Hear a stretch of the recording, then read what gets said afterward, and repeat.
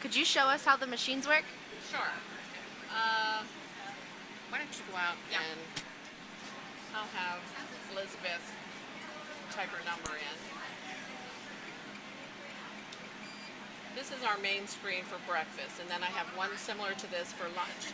So then I select, and then it brings up Elizabeth, and then whatever she purchases, just if she wanted a bagel, cream cheese, a water, and that gives me her balance, starting balance and her end of balance. And then if she would owe me any money, it would show up here. Then this is my keypad to type in what she gave me. If she gave me a $5 bill, whatever, and then it would show me the tender and then the change that I owe her. And then these are all the items that I have. So everything's pretty much self-explanatory. But this is like a cash register, but the modern cash register. And then after the sale's done, we close, bang. But this is where I search for a student. If I don't know, they don't know their number, I search by their last name, and then I enter and define it that way. But then I always can go back to the screen, same way with adults. And then I can view if a student has given me the complete transaction, and then let's say Elizabeth changes her mind. I go into select, it gives me the sale item, what she had. If she doesn't want that, I void it, and then these are the reasons why. I either duplicate the entry, the student changes mind, cashier's error, which I'll punch that since we don't want to charge her that. But then I have a running count of everybody, what I did the whole breakfast. I can go back and look. I have everybody, their total, prepaid, amount, tender, and the change, and the status, of the transaction. So it's very helpful. The machine does everything. It's just you have to know what to do with it. Okay? Okay, thank you. You're welcome. Deb, would you say that you use a lot of math in your line of work? Yes. We have, I should show you my little sheet here, and I have to tally up every day, like servings prepared, and I have to give a list of like 36 sandwiches, etc. And then at the end of the breakfast, I have to count everything out. Servings left over, I put in that column, and then that way we know how much was served, so the next day I can prep and have, if I used all my sandwiches like today, I need to up the count to 6 more, so we don't have children going without something to eat. And then on here, when we do, in our cash drawer, whenever I start out in the morning, I have $50 worth of cash, and then at the end of the breakfast, I have to go in to what we say close breakfast, and then I have to tally up. I've got to take my $50 back out and then enter in my money, and I'm adding and subtracting all the time. Even whenever I'm exchanging money back and forth, you have to be able to count the money back to your customer. So math is very important, yes. How do you know what foods to order and how much to order? As far as what foods to order, I have, we have a monthly menu, and we have to go by that. And how much to order is just a stab in the dark. Really? From years of knowing how to do it, of doing it. And once I get a month in the beginning of the year, then I can take the numbers off my production records and then and make a better guesstimate of how much and what I need. And we also batch cook. So I cook for first lunch, and then I cook for second lunch, and then I cook for third lunch.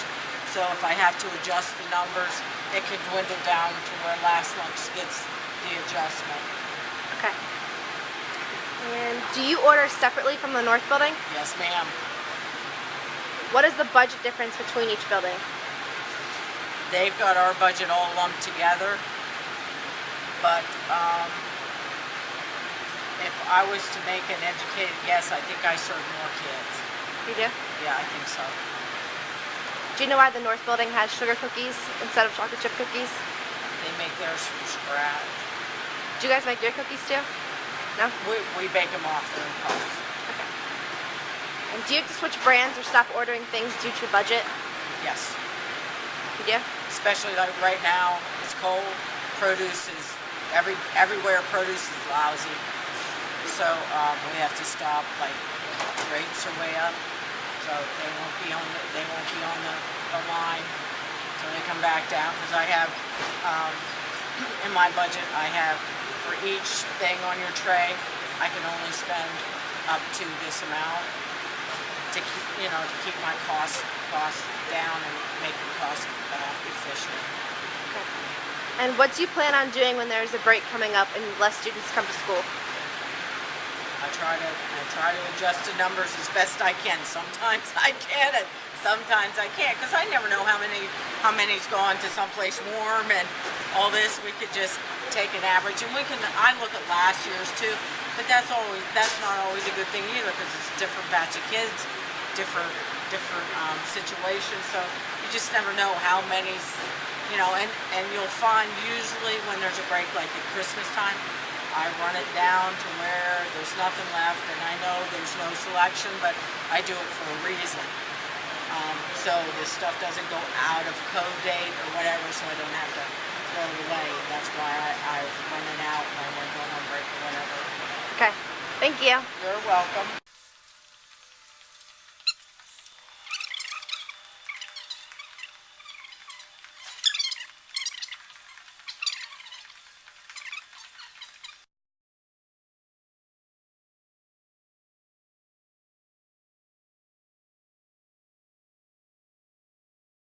Mrs. G, how do you use math in your everyday life? In my everyday life at school, I use math with students when they are doing recipes, when they are measuring, they need to know fractions, they need to know how to add and subtract. Mr. K, how do you use math in your everyday life? Banking, taking care of your checking account. I run a business, and I teach math in science class. Mr. Moriarty, how do you use math in your everyday life? One way I use math is to find the maximum amount of weight I can lift for one repetition and multiply that by 80%. So it helps me find out what I can do sets of 8 to 10. Okay.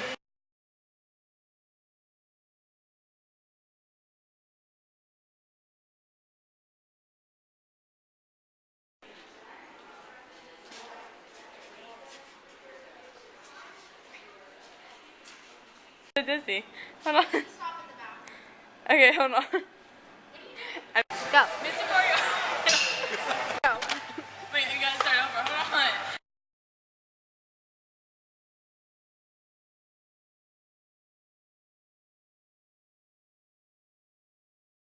Mr. Moriarty, how do you use math in your everyday life? Well, one way I use math is I find the maximum weight I can lift. Oh my god. You retake.